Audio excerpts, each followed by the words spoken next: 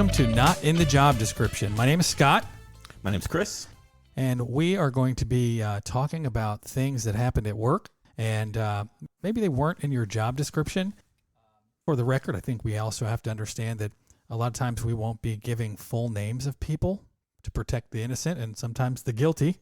And the other thing we're going to do is just make sure that if there's something where it's not really good for the business, we might try to protect the business as well. So for this show, we have our friend Travis with us. Hi, Travis. Hello. And something we've been thinking about for a long time is, as we talked about this, what kinds of scenarios should we bring up? And one of the things that came up was rent to own. Chris, have you ever rented to own anything? I have not. Really? Okay. No. I haven't rent to own anything, but I know I've taken some ridiculous kind of financing on furniture when I was younger. But Travis, tell us, you used to work for a rent to own company? Yes. When I was in college, the last semester, I worked for a rent-to-own company in Mansfield. And I figured up one time that if you rent-to-own a VCR, you pay over $1,000 for that. You know, you can buy a VCR for probably $50 in the 90s when I was doing it. But, yeah, it was very interesting work. When you worked for this company, like, did you have any idea exactly how much stuff they were renting out there for ownership?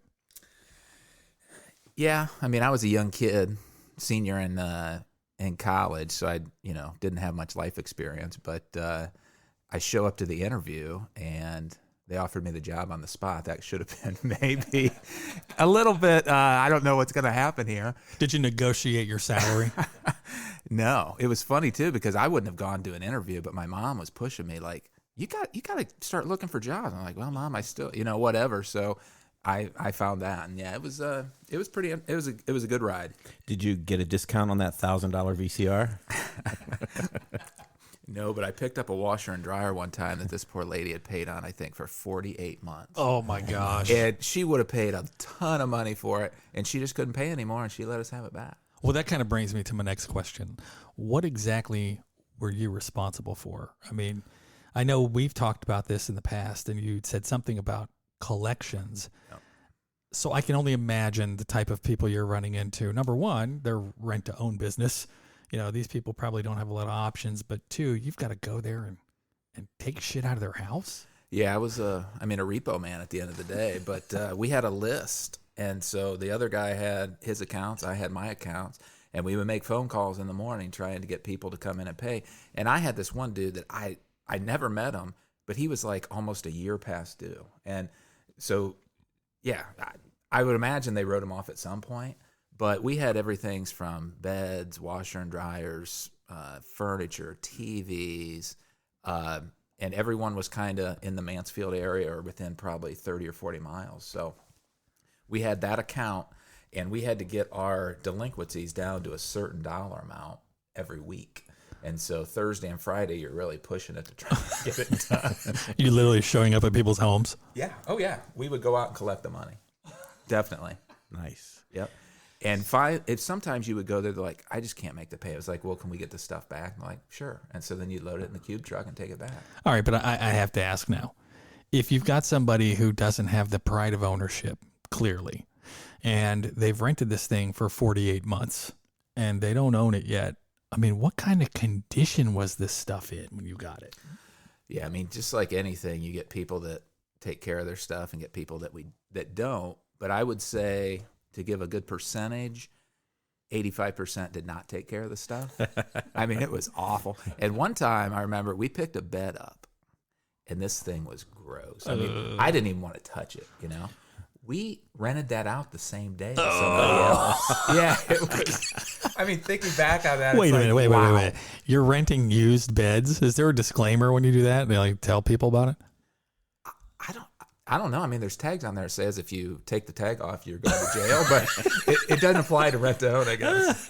You just put a clean mattress cover on it, and away you go, right? No, there was no mattress cover. That would have kicked the budget, I guess I would have to find the person desperate enough to go, I need a used bed, and I don't care what it looks like. Yeah. So instead of like $50 a month, is it only $45 a month if it's been used, or do you charge the same price? There was, like, you couldn't say, I want a new one. You would come in, and they had a studio or whatever. I mean, this stuff was crap, I mean, it wasn't good stuff. It was all like funny green leather sofas and stuff like that. So yeah, it wasn't top of the line. It's funny. You're not the only person I know who has been in this line of business. My friend Greg, who I used to work with, he told me that his first job out of college was collecting for a rent-to-own place. And I said, well, how'd you get out of that? And he goes, well, what happened is I had to knock on this guy's door because I had to pick up his couch, his VCR, his microwave, and something else. And the guy didn't want to open the door, and he was begging me, please don't take my stuff. I start a new job at the place where Greg and I both worked. And he's like, I start a new job there next week, and I'll be able to pay you after next week. So what Greg did is he pretty much stole that guy's job too. He actually went to that place of employment and he filled out an application and quit working that week from rent to own and started working for this new company. So, but he had some pretty good stories as well, as far as you have to knock on doors and sometimes surprise people like, hey, we're here to pick up your stuff. Well, I was so young and dumb at the time that I'm in banking now, and I had an interview with where I eventually worked at the bank. And I remember I needed to go to Columbus for my second interview. And I thought, wow, I've already got a job. Should I just not go to this interview? And looking back, that probably would have been the biggest mistake of my life, So luckily I thought better of it at the time. Yeah, I'm sure this is for another show, but there was a time where I worked at a place and I wasn't really happy, and I ended up looking for another job, and PepsiCo was hiring. It was this is back before the internet, it was in the paper. And so I applied for it, and they were very excited to talk to me. And they just said, hey, can you meet us at one of our companies? I said, sure, where's that? Taco Bell. So I go to Taco Bell, and I see this guy, and I'm telling you what, he put on a full court press on me. Yeah, it's Taco Bell. We make our money 99 cents at a time. But look at the business we've done here. We're looking for somebody who's college educated. Blah, blah, blah, blah, blah. Just put all on me. And the whole time I'm going, I've worked in food before. I don't want to work in food. I don't want to be called at 7 o'clock at night because somebody left and quit, and I have to go and wrap burritos all night. And he said, and we pay, and he told me the amount. And I think at the time it was something like $37,000. I think I was making 24 at the time. And I thought, oh, this is horrible, man. I wish this was just like he was going to offer me 18,000 or something. And I just couldn't believe it. And they put the full court press on me forever. So I was very happy that, I thought about when I worked at a steakhouse, what I smelled like when we got home. Chris and I worked at the same steakhouse. You don't leave that smell at work. And I can only imagine it was double down at Taco Bell. So yeah, I think you made the right decision, Travis. Yeah. So speaking of salary, were you on a commission then at rent to own, or if you collected from these delinquents, did you get a little kickback for that? That's been a long time ago, but I got paid a salary, but then we got some kind of weekly bonus if we had our delinquencies under. But I remember, I said the guy offered me the job the first day, so I go into his office and he's telling me how much money I can make.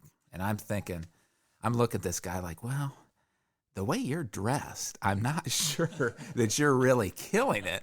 But he put the full court press on, and I thought, so I just did it the second semester of my senior year because I didn't have many classes. So when you would go to collect, would people try to like barter with you and say, hey, I don't have any money, but I'll give you this instead, or maybe offer a little personal services? Not what you're thinking, Chris. It probably could have happened, but I would have. Yeah, it was a rough crowd. I was running it. Someone that's renting to own a VCR, you got to think about it, So yeah, I did not have any of those. Okay, but I would just say don't knock it till you've tried it. That's all I would say. The guys I was working with, I would not have put it past them. There were some interesting folks. So that brings me to my question then. Do you recall a particular situation that either stood out to you as being funny, sad, disturbing, as in your collection days at the rent-to-own place? Yeah. One of the best ones, and I've thought about this many times since then. So we go in this kind of shady area of town, and this guy is renting this apartment on the back, but it's on the second level. And they used to have these entertainment centers that had the VCR and the stereo all built in and the TV, and it was bad wood, and they weighed so much. And I'm thinking, if we have to carry that thing down those stairs, it's going to kill us. So we go up these stairs. We walk in this guy's apartment. He's like, come on in. He's still sitting on the couch. I'm thinking 400 pounds is a big fella. This guy, at least 450 to 500. I mean, he's huge. Wow. We're dodging dog crap to get back there. He just had a puppy. So I'm like kind of walking back. We get back to his place, and he's like, yeah, this entertainment center isn't working. And the guy I was with, he kind of looked at it, and I mean, we didn't know how to fix anything. It was just all, smoke and mirrors. And this guy's like, well, boys, I remember he leaned back, and he held up a tape, and he said, this is the one that busted it. Bra Busters 2. And so that dude's sitting there watching porn, and it busted his VCR, and so we had to get out there and fix it. And I just remember how big that dude was, thinking, he never leaves it. All he does is watch porn. Yeah, so that was one of the funniest ones. How do you think he made his payments? Who knows? I think there were a lot of government checks going in at that time. Okay. And there was one other really good one, too. Oh, please. Okay, so the guy I worked with, he was kind of I don't know, maybe gangster, whatever. He was into a few things here and there. This guy, on Fridays, we got paid every week. He'd smoke Marlboros. And then by Tuesday, he was smoking Basics. And it was just always funny to me, like, how these guys did that. When payday is, right? Yeah, so we go out. We're riding together. We're in this cube truck. We pull up to this house, and we see people kind of looking out the window.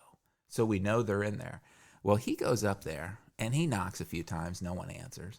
He knocks a little harder. The door comes open. This big fat lady comes running out, screaming at him like, bah, bah, bah, bah. And he's like, I just knocked, and I'm still sitting in the truck. He's like, Travis, come on. So I get out of the truck. I walk in. As I'm walking in, so they used to have these dishwashers that you would hook up to your, like the tap in your kitchen. Right. Well, they're on wheels. This thing comes flying around the corner at me. I jumped out of the way. We took all their shit. I mean, and the thing that made me feel bad about it was their small daughter comes walking out with like some kind of computer thing. I have to take it from her. And I'm like, oh, God. But we took that. We took their sofas. We took everything. And a lot of times you would go in. People would let you take everything except the TV. They'd sit on the floor to watch the TV.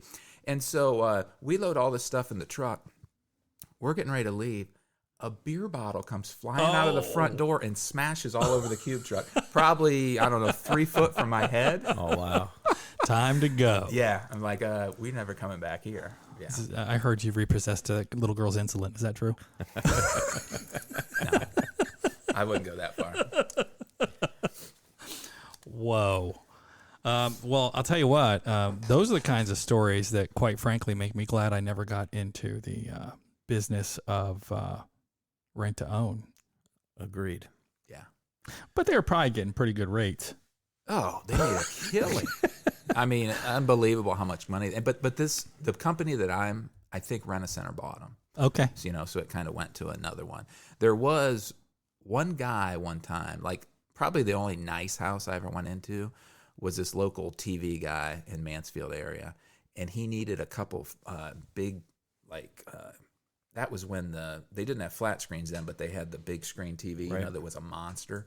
We took 2 of those in for a party he was having. So that was kind of cool.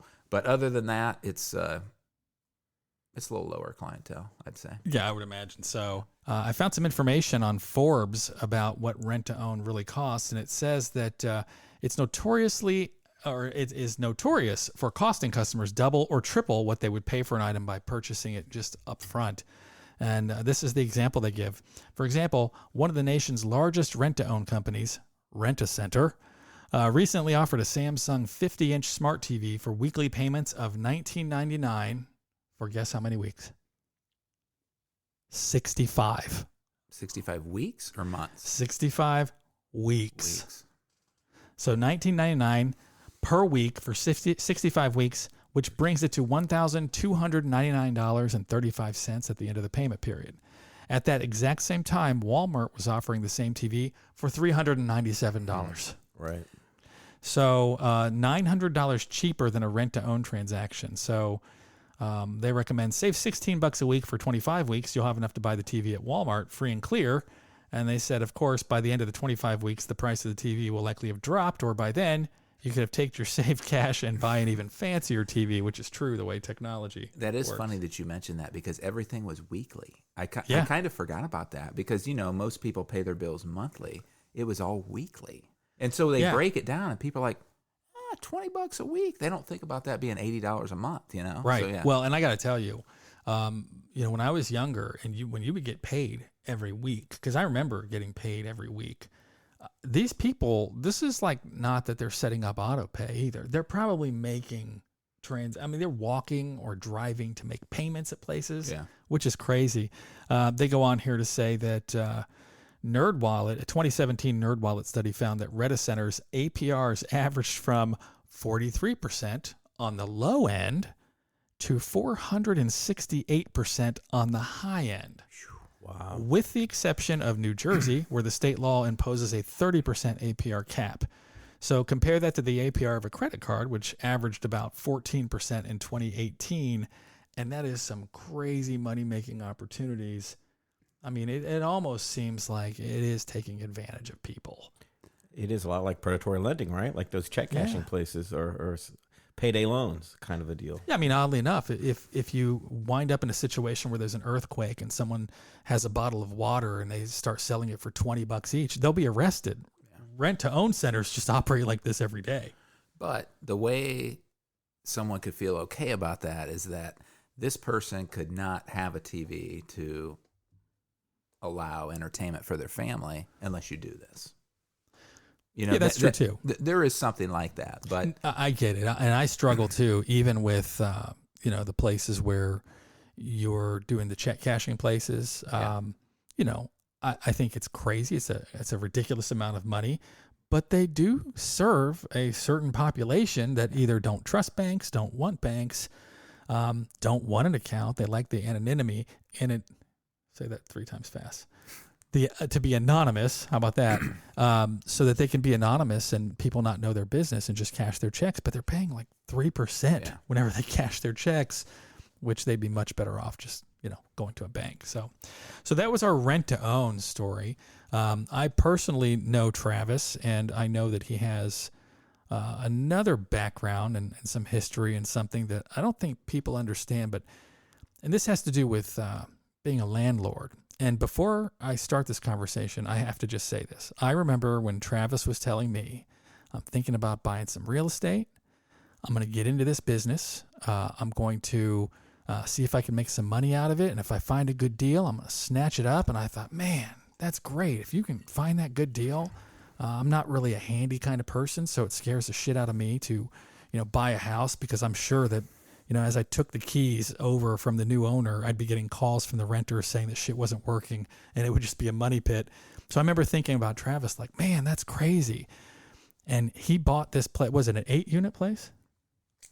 it was a 5-unit building. So 5-unit building. And after he bought it, I remember, I don't know, it was many months later. He goes, hey, didn't you say your sister used to work at an apartment complex or something? I go, yeah, she worked for a guy also that owned a whole bunch of homes. And so I said, yeah, why? What do you need? And he said, do you know how to evict somebody? So I thought, oh, you know what? Nothing comes real easy, and there's always lessons in everything. So Travis, I'm going to turn it over to you. Tell us, what were you thinking when you bought this place as maybe not in the job description? What did you find out after you bought this 5-unit place? What were you thinking? I so remember that conversation, and your sister helped me so much. So the way it all worked was I bought a duplex at one point just because I had a little extra money, and I thought, I want to do this, and I lived in one side of it. Then I bought a 4-unit, and I was going to keep on doing this. This was going to be my gig. And then my wife, so I got married in the meantime between one of the buys, and I bought a 5-unit building that was only 3 miles away from me, but it was in the Nice. hood. I mean, it unbelievable the difference that 3 miles can make. Well, it is called the other side of the tracks, That's so it true. doesn't need to be that far. It's very much true. And so I was just trying to pick up her income because she was going to quit working. And this place, I mean, if my thought was ever to become this big landlord where I bought all these things, I bought a turd. And I mean, it stopped me in my tracks. And literally, I had to do my first eviction like less than a month after I bought this property. It was 5 units. I wound up evicting everybody that was in there except for one. So I called your sister, and it was so funny because she's like, you know what? You give them luggage. It just happens to be a Glad trash bag. And so she laid it completely out for me. And I go in, and I, went in and started evicting these people. And she laid it out perfectly. She told me how to get it into court in 2 weeks rather than 3 weeks. So it was a big help. And there was this kid next door, and he was, I don't know how to say it, but he didn't have a job. Okay, so I would tell him when I needed to evict people. And he would bring 4 or 5 of his buddies, and I'd pay him $25 each. They'd carry everything to the curb. Oh, man. And one of my first recollections was this lady, she was in there when I bought it, and she was like, oh, God bless you. God bless you for working with me, you know. And I worked with her for a couple months, and she just never paid, so I evicted her. So it's all God bless, God bless. And then I remember I was kind of crouched down. I'm changing the locks while the sheriff's walking her out. She's like, F you, as she walked out the door. And so after that, it was crazy. So I saw some crazy, crazy stuff. So this property was just unbelievable, you know? And so I started just leaving it empty for a couple months until I could find good people. And eventually I put good people in there, you know? But in that area, you weren't going to find many good people. That was the problem. So my other places, every now and then there would be someone that would pop up that was just so like in this area, you wouldn't expect to see that.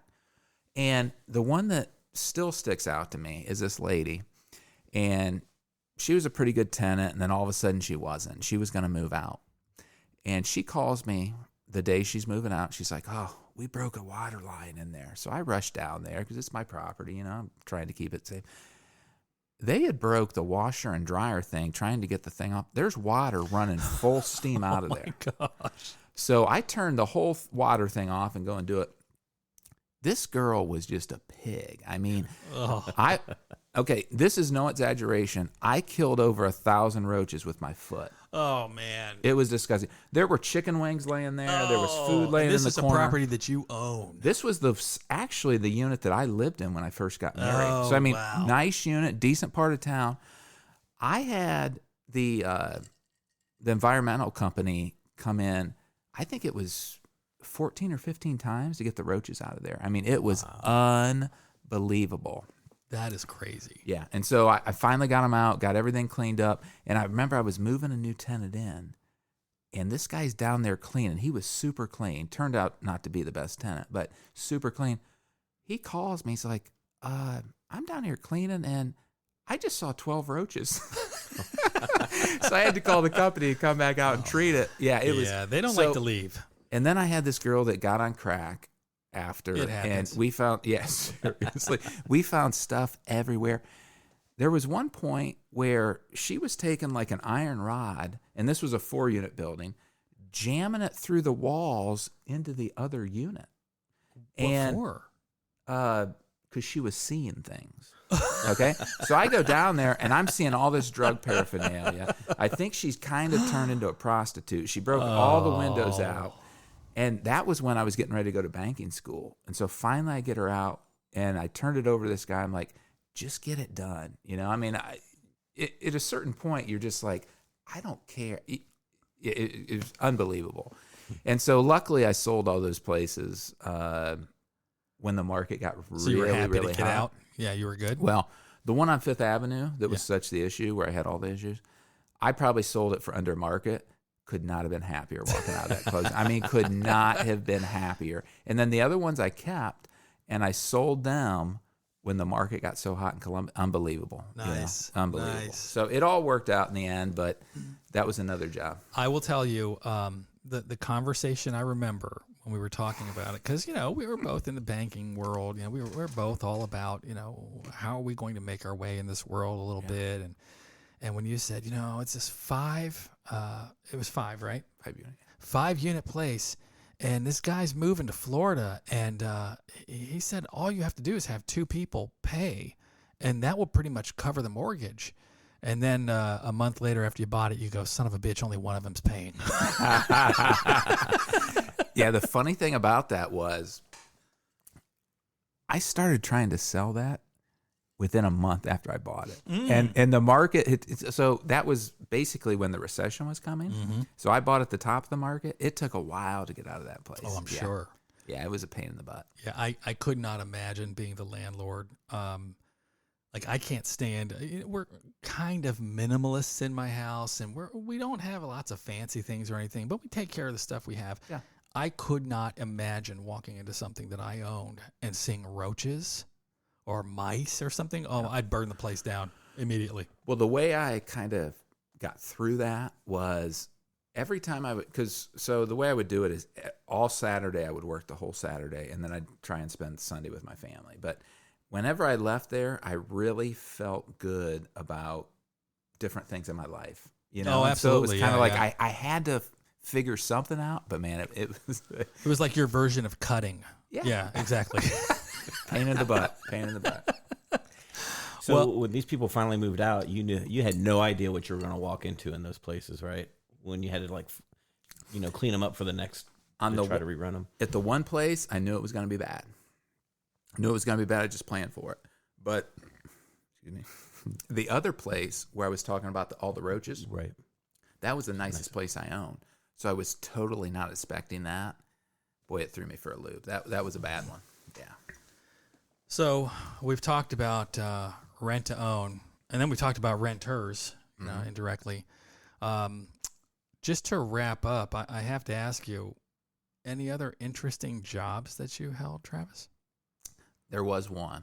Okay, so I think I was a freshman or sophomore in college, and somebody put an ad in the paper saying we want sports-minded people. So I played football in college. I thought, I'm sports-minded, So I go to this interview. Well, it's to sell Kirby's.